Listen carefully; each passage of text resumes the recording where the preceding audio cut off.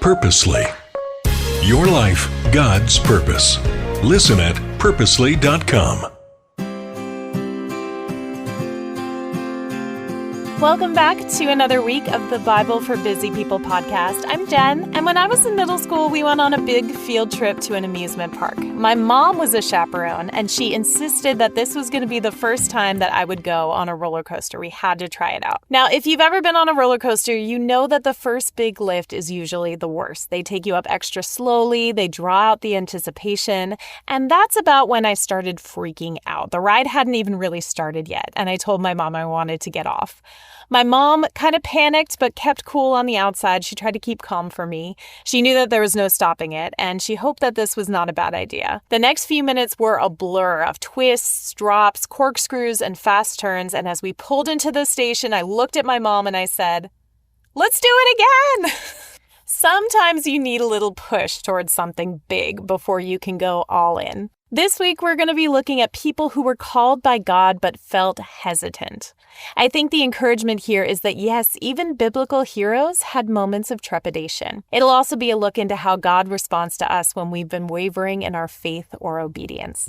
Now, today we're talking about Moses, and what we know of Moses is that he had been born into slavery as a Hebrew in Egypt. He was saved by the Pharaoh's daughter from an edict to kill all the baby boys at birth. And when he was older, he fled Egypt after killing an Egyptian. He got married and became a shepherd. In Exodus 3, he saw a strange sight in the desert, a bush on fire that wasn't burning up. Through it, God spoke to Moses, identifying as the God of Abraham, Isaac, and Jacob. Important note here, Moses hid his face in fear when he looked at the burning bush. Now we're reading in Exodus 3, verse 7. It says, "The Lord said, I have indeed seen the misery of my people in Egypt. I have heard them crying out because of their slave drivers, and I am concerned about their suffering. So I have come down to rescue them from the hands of the Egyptians and to bring them up out of that land into a good and spacious land, a land flowing with milk and honey, the home of the Canaanites, Hittites, Amorites, Perizzites, Hivites, and Jebusites. And now the cry of the Israelites has reached me, and I have seen the way the Egyptians are oppressing them. So now go. I am sending you to Pharaoh to bring my people, the Israelites, out of Egypt." But Moses said to God, "Who am I that I should go to Pharaoh and bring the Israelites out of Egypt?" And God said, "I will be with you. And this will be the sign to you that it is I who have sent you. When you have brought the people out of Egypt, you will worship God on this mountain." Moses said to God, "Suppose I go to the Israelites and say to them, 'The God of your fathers has sent me to you,' and they ask me, 'What is his name?' Then what shall I tell them?" God said to Moses, "I am who I am. This is what you are to say to the Israelites. I am has sent me to you." We'll stop there for now. God said, "I have indeed seen the misery of my people in Egypt. I have heard them crying out because of their slave drivers, and I am concerned about their suffering." My heart wants to know first,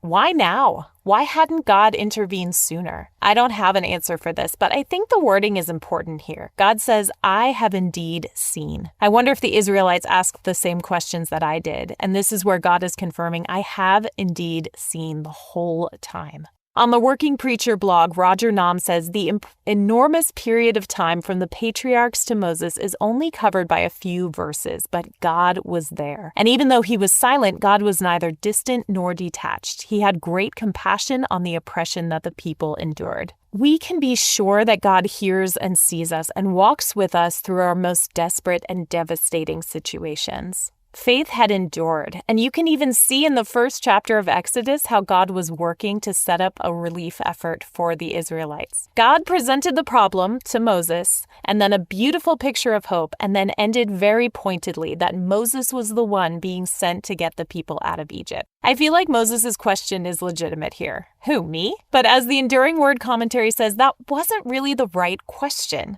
Who is God was the proper question. God's identity was more important than who Moses was. When we know the God who is with us, we can step forth confidently to do his will. God's response was, "I will be with you. And here's your sign. I'll bring you out so you all can worship me right back here in this place."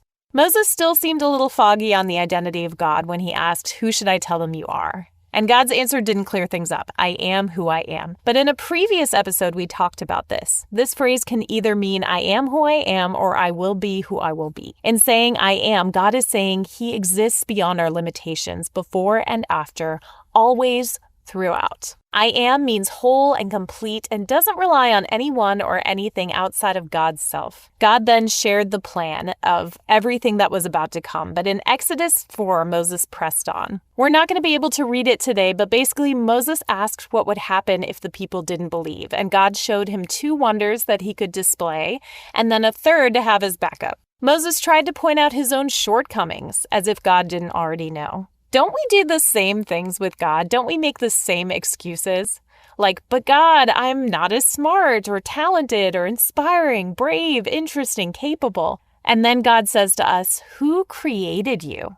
Remember, it's not about us, it's about God. And then finally, Moses flat out told God no. And that was the end of God's patience right there. Though surprisingly not earlier. Even then, God didn't squash Moses, literally or metaphorically, didn't agree with him and take him out of the picture. Okay, Moses, you don't have to do it. And God didn't change the plan. God assigned Aaron as his helper and told him to grab his staff and get the show on the road. It was never about Moses. It was always about God. Here's the cool thing for me, where Moses couldn't even look at God out of fear at this burning bush scene.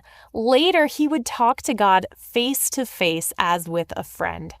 Moses became the eloquent speaker he thought he couldn't be. He faced Pharaoh again and again. He led the people out of Egypt and on their way to the promised land. Moses did all of that, not because he was so perfect to begin with, but because he continued on in obedience. And God was with him. And Moses was transformed every time he had to take courage and obey. And that happens for us too. What's a time when you felt like, who, me, God? Did you say yes? Did you say no? What happened? I'll leave you with that. Let's talk again tomorrow. Thank you for listening to The Bible for Busy People. If you need prayer or want to go deeper in your faith, visit our show notes. Will you take a moment to share with a friend and leave a review? It helps the Bible get into even more people's minds and hearts. Find more podcasts that will recharge you at purposely.com.